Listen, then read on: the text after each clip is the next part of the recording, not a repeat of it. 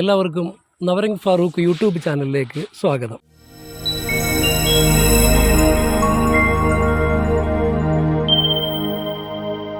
ഞാനൊരു ചെറിയൊരു കാര്യമാണ് പറയാൻ പോകുന്നത്. ഒരു ജനറൽ നോളജിൻ്റെ ഭാഗമായിട്ടാണ് ഞാൻ പറയുന്നത്.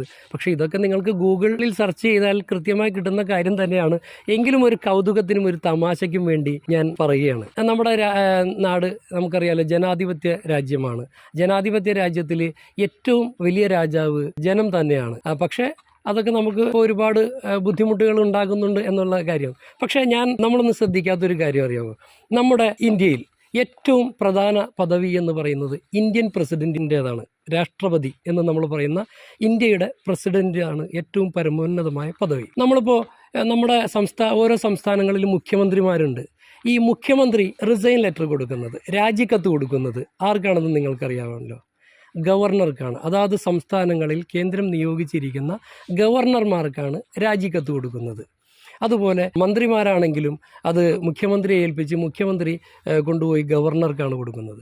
ഈ ഗവർണർ ഒരു റിസൈൻ ലെറ്റർ രാജിവെക്കണമെന്ന് തീരുമാനിച്ചാൽ ഈ ഗവർണർ രാജിക്കത്ത് കൊടുക്കുന്നത് രാഷ്ട്രപതിക്കാണ്. അതുപോലെ ഹൈക്കോടതി ജഡ്ജിയാണെങ്കിലും സുപ്രീം കോടതിയുടെ ജഡ്ജിയാണെങ്കിലും ഇവരൊക്കെ ആ പദവിയിൽ നിന്നും ഒന്ന് റിസൈൻ ചെയ്യണം, ഒന്ന് രാജിവെക്കണം എന്ന് തോന്നിയാൽ അവർ രാജിക്കത്ത് കൊടുക്കുന്നത് രാഷ്ട്രപതിക്കാണ്.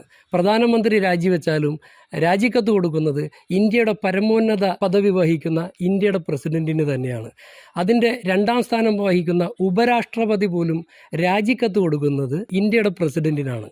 എന്നാൽ വെറുതെ ഞാനൊരു കാര്യം ചോദിക്കട്ടെ, ഇന്ത്യയുടെ ഏറ്റവും പരമോന്നതമായ പദവി വഹിക്കുന്ന ഇന്ത്യയുടെ പ്രസിഡന്റ് ഒന്ന് രാജിവെക്കണമെന്ന് തീരുമാനിച്ചാൽ ഈ രാജിക്കത്ത് ആർക്കാണ് കൊടുക്കുന്നത്?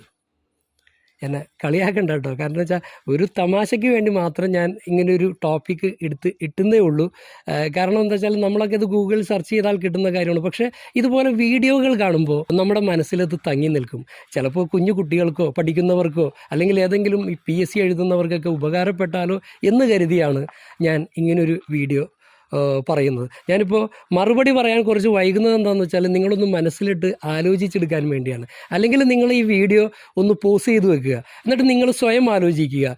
ഇവിടെ ഏറ്റവും വലിയ പദവിയിലിരിക്കുന്ന രാഷ്ട്രപതി, ഇന്ത്യയുടെ പ്രസിഡന്റ് രാജിവെക്കുകയാണെങ്കിൽ ആർക്കാണ് രാജിക്കത്ത് കൊടുക്കേണ്ടതെന്ന് ഇപ്പോൾ നിങ്ങൾ ഈ വീഡിയോ പോസ് ചെയ്തിട്ട് ഒരു നിമിഷം ഒന്ന് ആലോചിക്കുക. ഞാൻ ഒരുപാട് ബോറടിപ്പിക്കുന്നില്ല.